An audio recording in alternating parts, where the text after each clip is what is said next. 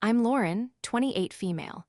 I live in a small but cozy apartment in the city, making a living as a graphic designer. It's a quiet life, mostly filled with deadlines, my cat, Leo, and weekly calls with my best friend, Jenna. For years, I believed my family dynamic was just complicated, the way all families are.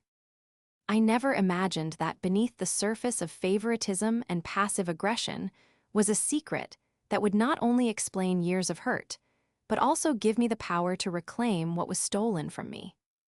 This is the story of how a mountain of medical debt and my sister's vanity project led me to uncover a decade-long betrayal orchestrated by my own mother. Before this story unfolds, I'd love to connect with you. Please let me know in the comments where you're watching from and what time it is in your corner of the world. It's amazing to see how far these stories can travel. Life has a funny way of testing your foundations.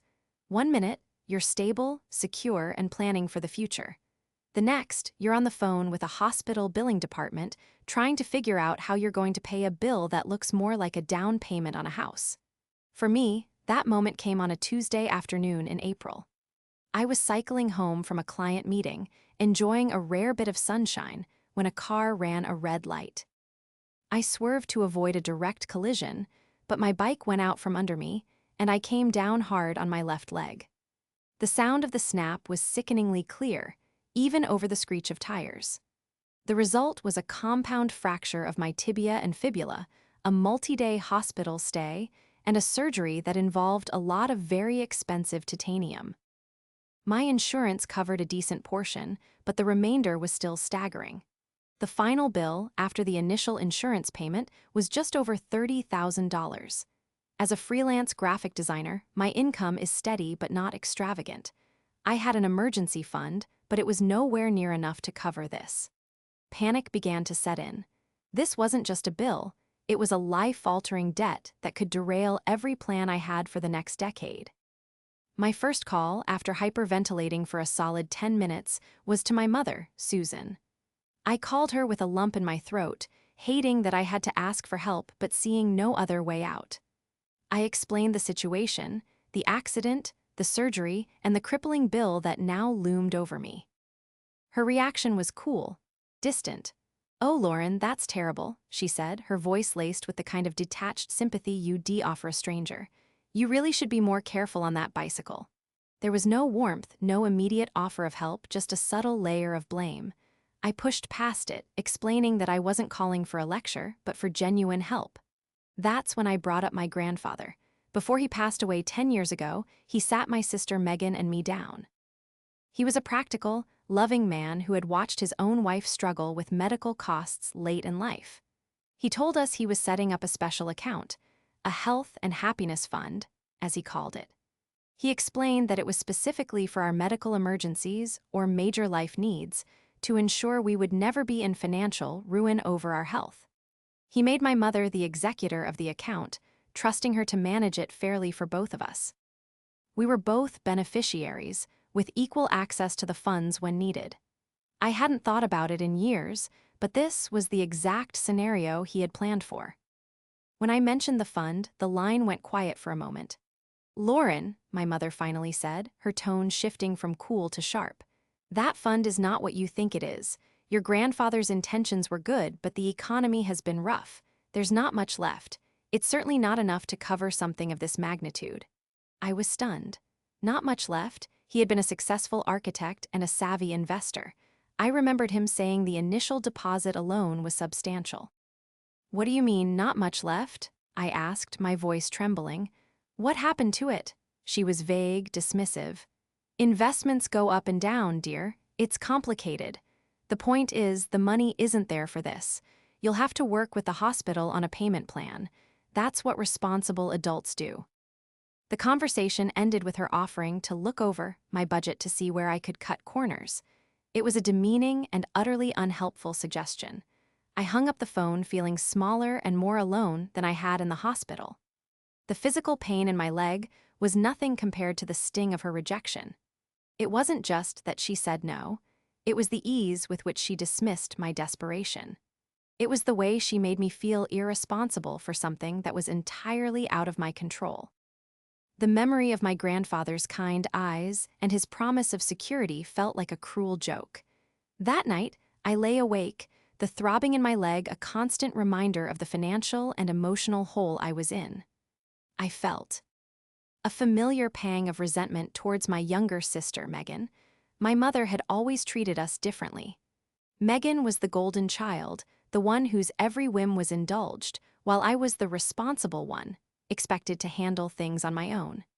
It had been the narrative of our entire lives, but this time, the stakes were so much higher. This wasn't about who got the bigger bedroom or the newer car. This was about my financial survival. And my mother, the one person our grandfather had entrusted to protect us both, had turned her back on me without a second thought. The empty promise echoed in my mind, a haunting prelude to a betrayal I couldn't yet comprehend. The weeks that followed were a blur of physical therapy, mounting bills, and tense, one-sided phone calls. I set up a payment plan with the hospital, a monthly amount that consumed nearly a third of my income. Every time the payment went through, a fresh wave of anxiety washed over me. I was working constantly, taking on extra projects and working late into the night, my leg propped up on a stool under my desk. The stress was immense. My social life dwindled to nothing. I couldn't afford to go out, and honestly, I didn't have the energy. My conversations with my mother became strained and infrequent. She'd call to ask if I'd sorted out my little financial problem yet, as if it were a misplaced set of keys rather than a crushing debt. She never offered a single dollar of help. Meanwhile, my sister Megan's life, as curated on her social media, was a vibrant tapestry of brunches, shopping sprees, and weekend getaways. She worked as a sales associate at a high-end boutique, a job that seemed to primarily involve trying on expensive clothes and posting about them. I tried not to be bitter. Our mother had always enabled her lifestyle, co-signing for her apartment and frequently gifting her money for a new wardrobe or a vacation. It was just the way things were. I had learned to compartmentalize my feelings about it, focusing on my own independence as a point of pride. But now, with every collection notice that arrived in my mailbox, that pride was eroding, replaced by a gnawing sense of injustice. The tipping point came about 2 months after my accident. I was scrolling through my phone during a lunch break, a mindless habit to distract from the constant worry. Megan had posted a new series of photos. She was at a chic, minimalist clinic, the kind with white orchids in the lobby and staff in crisp, tailored uniforms. The first photo was a before shot of her profile. The next was a smiling picture with a handsome doctor. The caption read, "Finally did it. Sparkles so excited to start this journey to my best self." Huge thank you to the amazing Dr. Evans, and an even bigger thank you to the most generous and supportive mom in the world for making my dream come true. Can't wait to show you all the final results. Rhinoplasty # Nuno's bist momver. I stared at the screen, my sandwich forgotten in my hand. A nose job. My sister had gotten a nose job. The comments were flooded with heart emojis and messages of support. "You were already perfect," one friend wrote. "OMG, can't wait to see," wrote another. But all I could see was the hashtag, #BistMomver. My mother, who had told me just weeks ago that the family medical fund was essentially empty and that she had no resources to help me with a legitimate, debilitating injury, had just paid for my sister's elective cosmetic surgery. I clicked through to the clinic's website. The estimated cost for a primary rhinoplasty by a surgeon of Dr. Evans's caliber started at $15,000 and could go up to $25,000, depending on the complexity. A cold, heavy feeling settled in my stomach. It was a physical manifestation of betrayal. This wasn't just about the money. It was about the blatant, unapologetic disparity in how my mother valued her daughters. My health, my stability, my future, all of it was worth less than Megan's desire for a slightly different nose. I felt a surge of anger so intense it made me dizzy. I immediately called my mother. She answered on the second ring, her voice cheerful. "Lauren, honey, what's up?" she chirped. I didn't waste time with pleasantries. "I saw Megan's post," I said, my voice tight. "You paid for her to get a nose job." The cheerfulness vanished from her voice, replaced by that familiar defensive tone. "And Megan has been insecure about her nose for years. As her mother, I wanted to help her with her confidence. It was a gift. A gift, I repeated, my voice rising. A gift that costs tens of thousands of dollars. You told me there was no money. You told me the fund was gone. You told me to figure out my own $30,000 medical debt. How could you do that? Her response was infuriatingly calm. This is different, Lauren. Your situation was an unfortunate accident. Megan S. was a matter of self-esteem. It was a planned investment in her happiness. And, frankly, her career. Appearances are important in her line of work. I couldn't believe what I was hearing. An investment, and my ability to walk without pain and not go bankrupt wasn't? Mom, this was the money from Grandpa's fund, wasn't it? She sighed, a long, dramatic sound of exasperation. We are not discussing the family finances. It's unseemly. I made a decision as the executor of the estate and as a mother. You are a grown woman and you need to learn to stand on your own 2 feet. Megan is younger. She needs more support. The call ended soon after, with me sputtering in disbelief and her telling me I was being overly dramatic. I hung up, shaking with a mixture of rage and profound sadness. The perfect profile my sister was so excited about had become a symbol of my own discounted worth in our family. The painful bill on my desk wasn't just a number anymore. It was proof. It was proof that in my mother's eyes, my pain was a burden, while my sister's vanity was a worthy cause. The injustice of it all settled deep in my bones, hardening into a resolve I hadn't felt before. Something was deeply wrong, and I was no longer willing to just accept it. The days following that phone call were dark. I felt consumed by a sense of helplessness.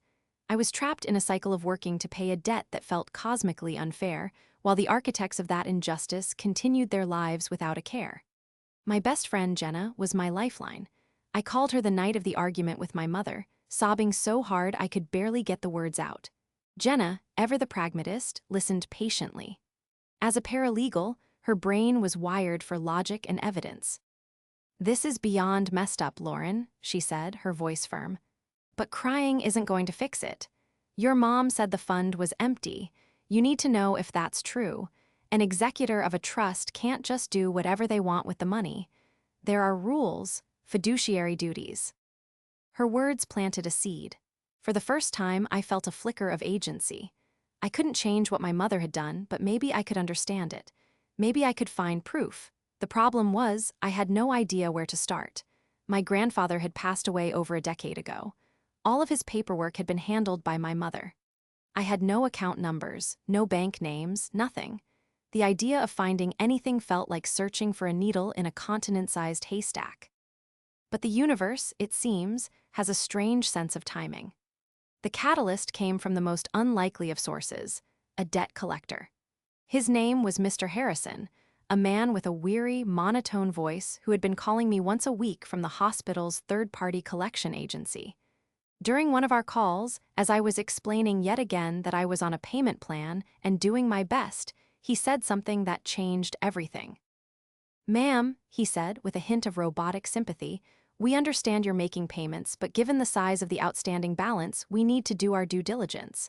We have to verify that you don't have other assets. Do you have any other bank accounts, trust funds, or investment portfolios under your name, even joint accounts?" His mention of joint accounts and trust funds sent a jolt through me. I don't think so," I stammered, but my mind was racing. Grandpa's fund. He had said it was for both of us. My mother was the executor, but he had put our names on it. What if it was a joint account? After the call, I couldn't shake the idea. It was a long shot, but I had to try. I remembered my grandfather being meticulous about his records. He kept everything. When he died, my mother cleaned out his house, and I remember her complaining about the endless boxes of paper. She had stored a few of them in the attic of our childhood home.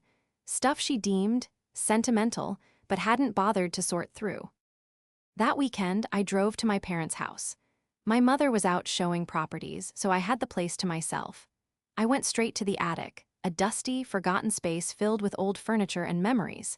In the corner, under a yellowed sheet, were 4 cardboard boxes labeled Dad's papers. I spent the next 3 hours sitting on the dusty floorboards, sneezing and sifting through old tax returns, property deeds, and decades-old utility bills. my hope began to fade.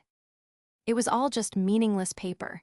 I was about to give up when I found it, tucked inside a large manila envelope labeled Estate Planning. It was a thin folder from a regional bank, Northwood Financial. Inside was the original trust agreement for the Harris Health and Happiness Fund. And there, in black and white, were the details.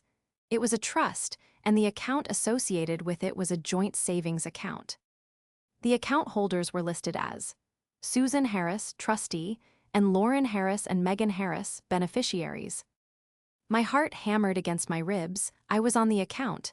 Mr. Harrison had been right, it was a joint account. The fold. R also contained the very first bank statement from 10 years ago.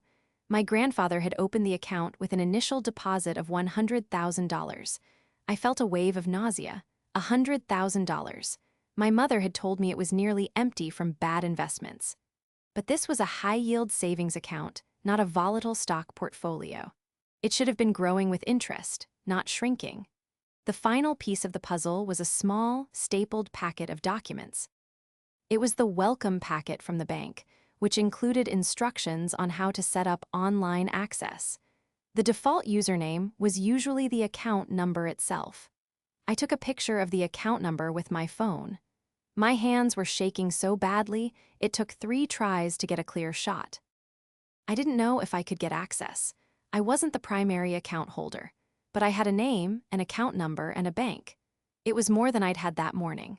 I packed the folder into my bag, my mind a whirlwind of confusion, anger, and a terrifying sliver of hope.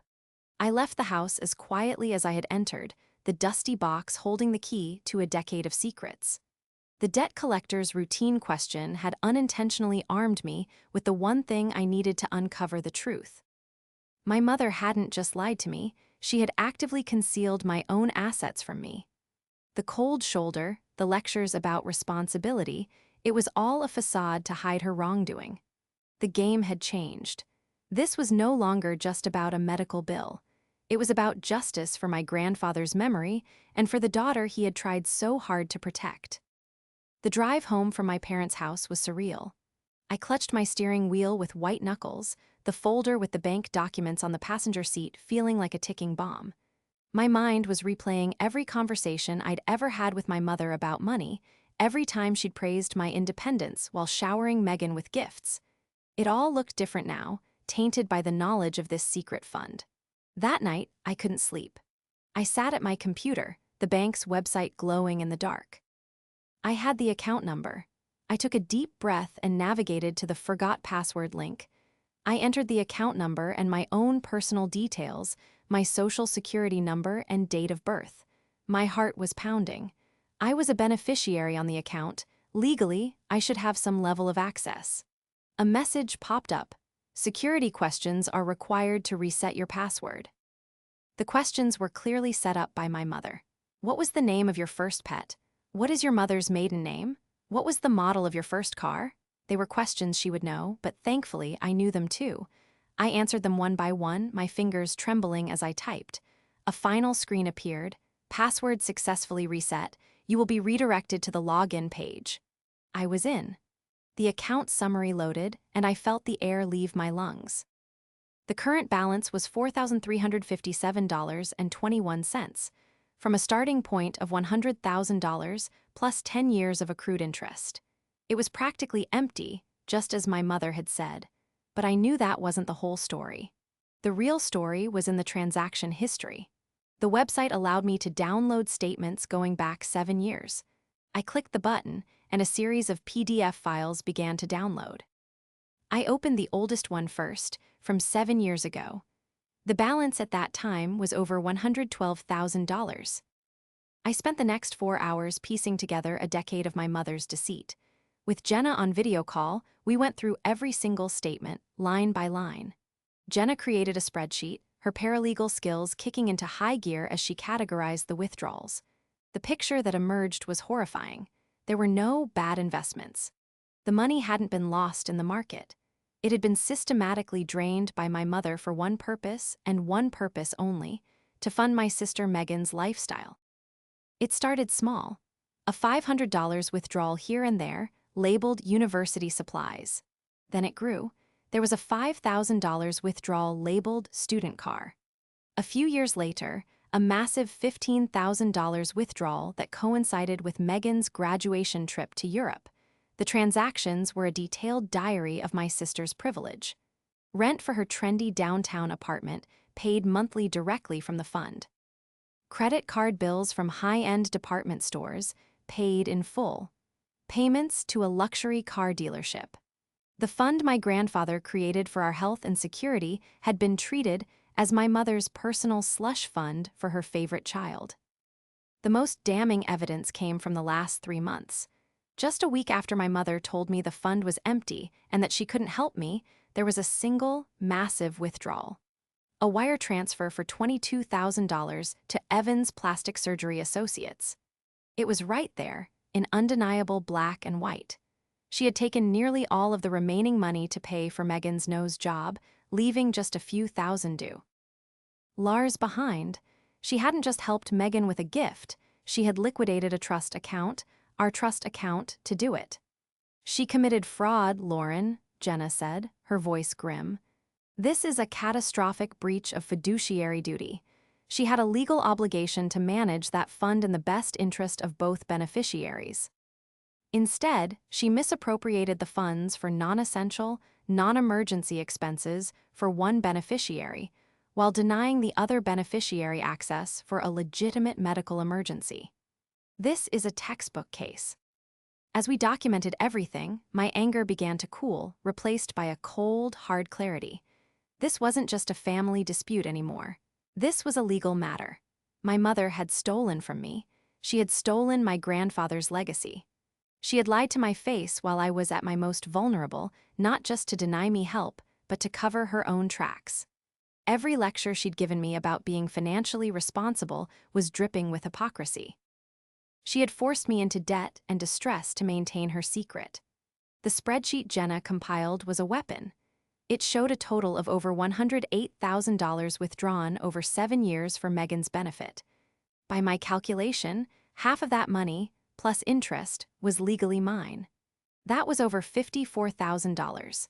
It was more than enough to cover my medical bills and restore the emergency fund I should have had all along. The hurt was still there, a deep ache in my chest. This was my mother, after all, but the betrayal was too profound to ignore. She had made her choice. She had chosen her favorite daughter, and in doing so, she had broken not just a promise but the law. Now I had to make my choice. I could continue to suffer in silence, crushed by debt and resentment, or I could fight back.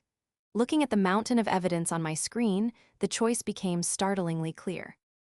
My mother and sister had lived a comfortable life funded by my inheritance. It was time to balance the books. Armed with a digital trail of financial deceit, my path forward was no longer shrouded in emotional fog. It was a clear, straight line toward accountability. My first step was to move beyond my own grief and anger and into the realm of strategy. My best friend Jenna was indispensable in this phase. While she was a paralegal and not a lawyer, she knew the system. She knew the language, the procedures, and most importantly, she knew how to organize a case to be airtight. We met at her apartment the next day, spreading printouts of the bank statements across her dining table like battle plans. "Okay," she said, tapping a red pen on the spreadsheet she'd created. "We have the evidence of misappropriation. That's solid, but how we use it is key. You have a few options." She explained that I could go the family route first, confront my mother privately with the evidence and demand repayment. The pro is that it avoids a huge legal battle, Jenna noted. The con is that she will almost certainly try to lie, manipulate, and gaslight you. Based on her behavior, she's not going to just write you a check. The second option was mediation, bringing in a neutral third party to help us reach a settlement.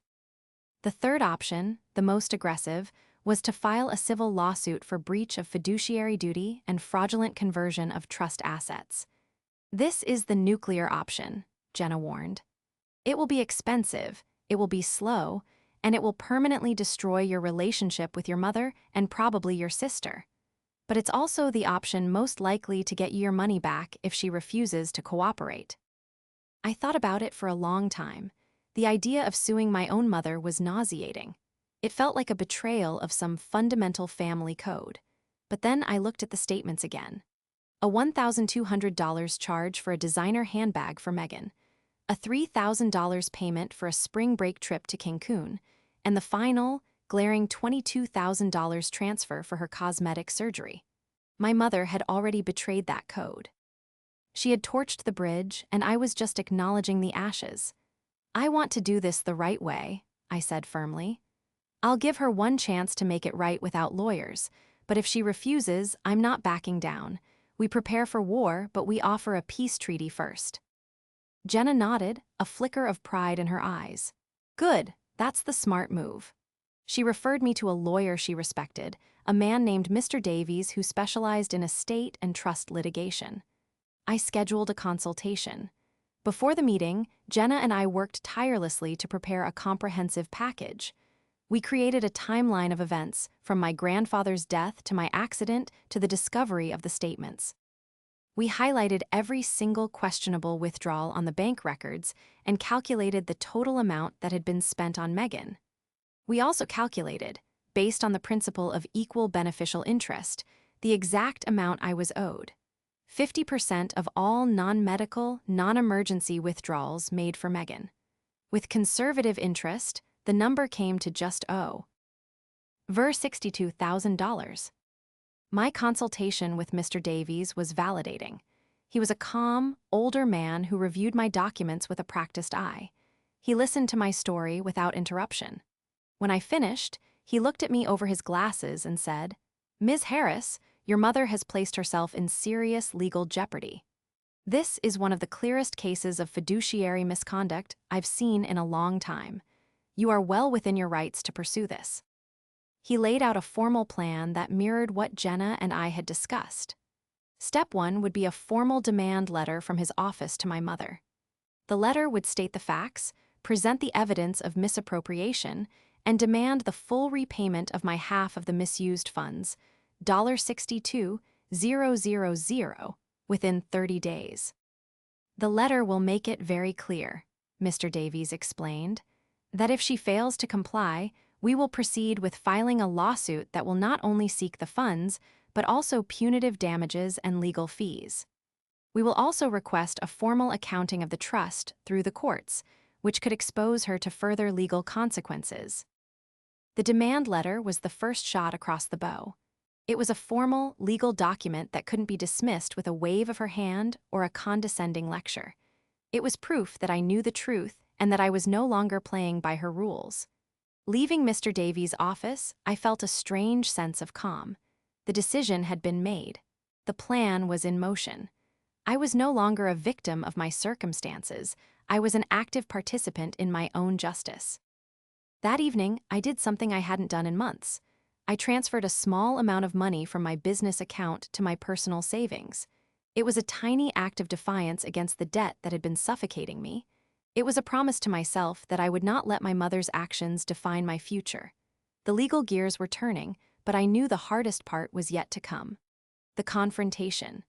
The demand letter was a formal declaration of war, but the first battle would have to be fought face to face. I decided to give my mother the letter myself, at a time and place of my choosing.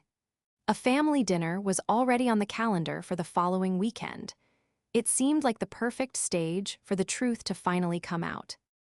The family dinner was my mother's idea, a transparent attempt to smooth things over after our last explosive phone call.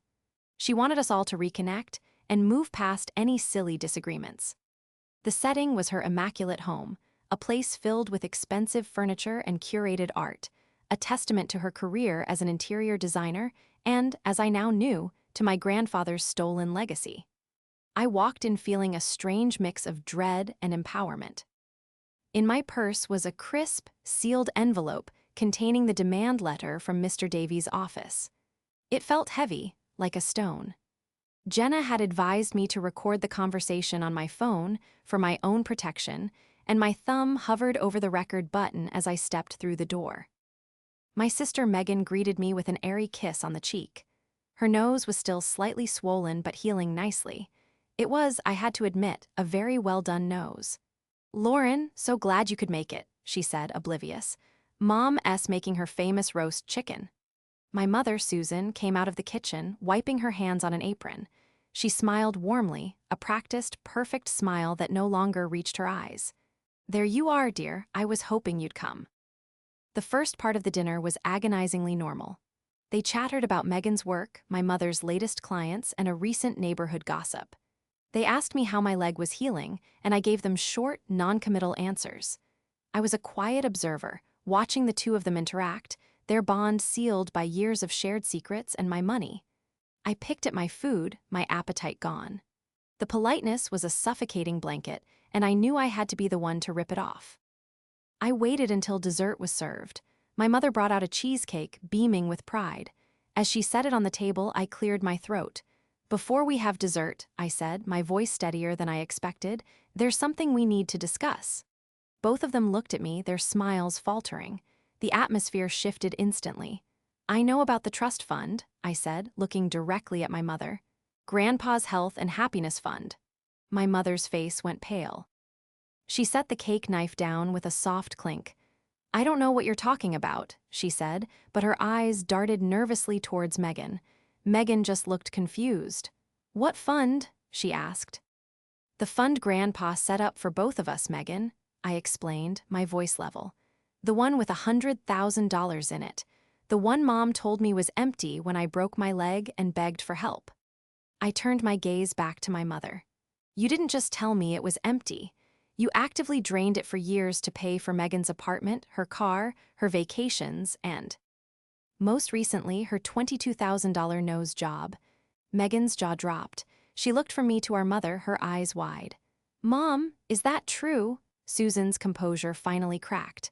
"Lauren, you are being incredibly dramatic and ungrateful," she snapped, her voice sharp. "I managed that money as I saw fit to provide for my children. Megan had needs." "I had a need," I shot back, my voice rising with the injustice of it all. "I had a medical emergency, the exact thing the fund was created for, but my need wasn't as important as Megan's designer clothes or her desire for a different nose, was it?" I reached into my purse and pulled out the envelope, placing it on the table between us. "This is a letter from my attorney." My mother stared at the envelope as if it were a venomous snake. "You hired an attorney? You're threatening your own mother." She whispered, her voice a mixture of shock and fury. "I'm not threatening you," I said coldly. "I'm informing you. You breached your fiduciary duty. You stole my inheritance. The letter outlines the full extent of your fraud and my demand for repayment. You owe me $62,000. You have 30 days to pay it back, or we will see you in court." Megan started to cry. "I didn't know, Lauren, I swear. Mom just said the money was from her savings." I looked at my sister, and for the first time I felt a flicker of pity. She was a pawn in our mother's game, a spoiled and coddled one, but a pawn nonetheless. My real fight was with the queen. My mother stood up, her face a mask of rage. "How dare you?" she hissed. "After everything I've done for you, this is how you repay me? By trying to extort money? Repay you for what?" I stood up too, my voice ringing with righteous anger. "For lying to me? For forcing me into debt while you used my money to play favorites? You didn't do things for me, Mom. You did things to me, and it's over."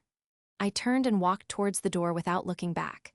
As I left, I could hear my mother screaming at me to come back, to stop being ridiculous, her words interspersed with Megan's panicked sobs. I didn't stop. I walked out into the cool night air, got in my car, and drove away. The truth hadn't just been served.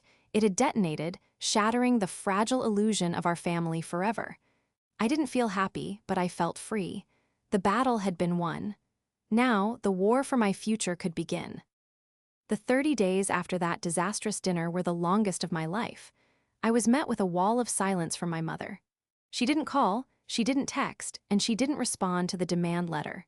It was a classic power play, an attempt to make me believe she was unbothered and that my threats were meaningless. I saw on social media that she and Megan had taken a short spa weekend to de-stress. The arrogance was breathtaking, but I had my own support system. Jenna was my rock, constantly reassuring me that this was a predictable tactic. My lawyer, Mr. Davies, was unfazed. "Let her ignore it," he said calmly over the phone. "Every day she remains silent strengthens our case for punitive damages. We'll file the lawsuit on day 31. The only person who did reach out was Megan. She called me about a week later, her voice tearful and hesitant. "Lauren, I am so sorry," she began. "I had no idea. Mom always just said she was helping me out. I never knew where the money came from. If I had known it was yours, I never would have taken it." I listened, a part of me wanting to believe her. "What are you going to do?" I asked, my tone neutral. "I talked to Mom," she said, her voice dropping. "I told her she had to pay you back. I even offered to sell my car to help. She went ballistic. She said you were trying to ruin the family and that I was betraying her by taking your side." That conversation confirmed what I already suspected. Megan was caught in the middle, but my mother was the one steering the ship directly into the iceberg. On the 31st day, true to his word, Mr. Davies filed the civil suit. The moment my mother was officially served with the court summons, everything changed. Her silence was shattered by a flood of frantic, angry voicemails. They were a masterclass in manipulation, cycling through rage, guilt, and feigned victimhood. "How could you do this to your own mother?" one message seethed.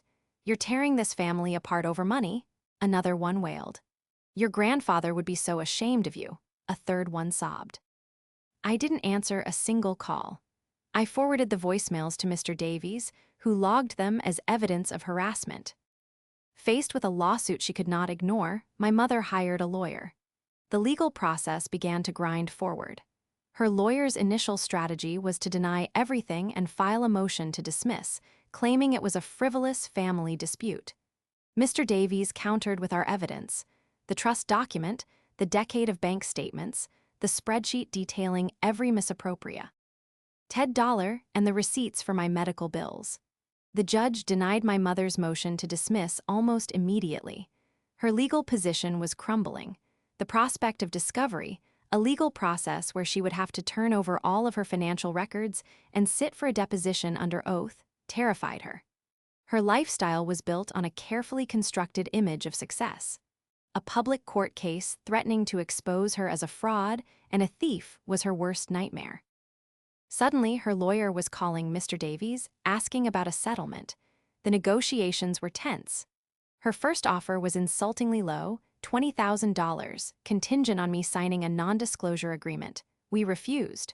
Her second offer was $35,000. We refused again. I was not going to be lowballed on what was legally mine. I held firm on my original demand, the full $62,000 plus reimbursement for my legal fees. Mr. Davies made it clear that if she didn't accept, we were fully prepared to go to trial. Finally, just a week before our first scheduled court date, she caved. Her lawyer called with an official offer. She would agree to pay the full amount, a total of $70,000 to cover the stolen funds and my attorney costs. The money would be paid in a lump sum via cashier's check within 10 business days. The day the check arrived at Mr. Davies' office was gray and rainy, but to me, it felt like the sunniest day of the year. I went to his office and he handed me the check.